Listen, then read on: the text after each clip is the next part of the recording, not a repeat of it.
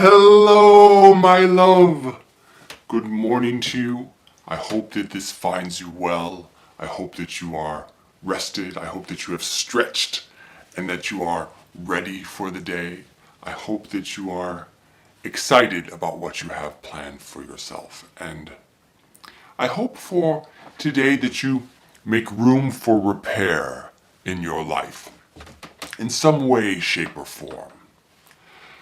I was thinking about our best guess, and this was a phrase I would remind myself of, that the information that we're working on, the data that we have, is really our best guess of how things should be, or our best guess of predictions of how things will go.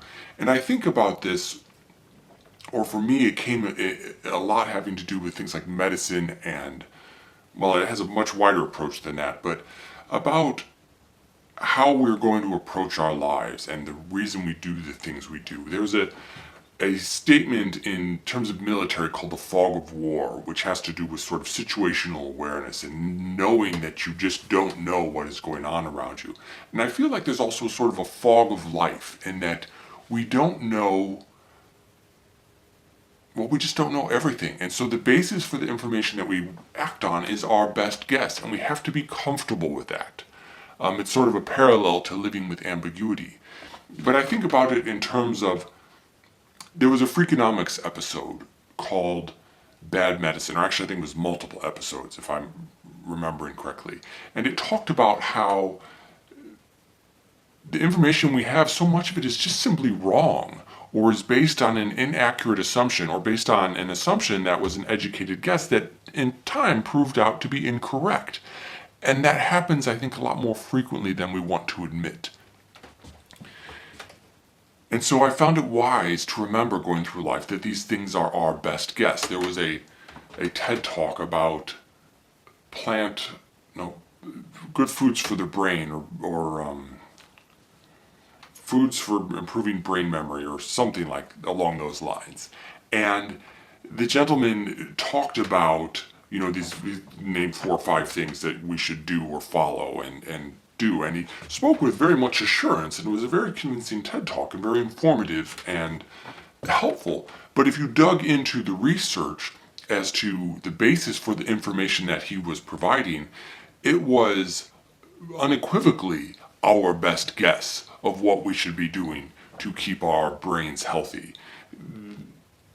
And there's nothing wrong with that. But the science wasn't lock solid. It was, okay, we know that these things form in our brain, and we know that it has to do with certain metals, and so we would recommend, hey, maybe don't consume these certain metals, or avoid things that would involve you consuming them. But the bottom line is, we just don't know whether that's actually going to help you or not. But based on what we do know, our best guess is, maybe you should avoid those things. And so much of that is underlying what goes on in the world. We love to have assurance. We think that there should be assurance, that there should be lock-solid answers, and there just aren't.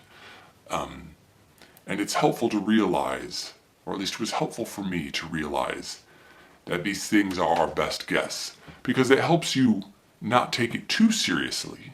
It helps you look beyond what might normally be expected, to think outside the box in a certain sense of what you should do for your health or for your life, or what approaches you should take, to realize, oh, well, the ones that we have been doing are just our best guess based on the information we had at that point in time. But time will likely tell that there is a much better way to go about the thing that we are trying to do or achieve. So I will leave it at that. Food for thought, something to think about. Again, it's sort of also a parallel to the idea that there are no gurus. There are no lock-solid answers. Everything is our best guess, even when it comes from the mouths of experts. So, take it for what it's worth. I will recommend again Illuvium and Shuffle Drones, which would be something to listen to if you're ever mulling over someone's best guess. And I will leave it at that.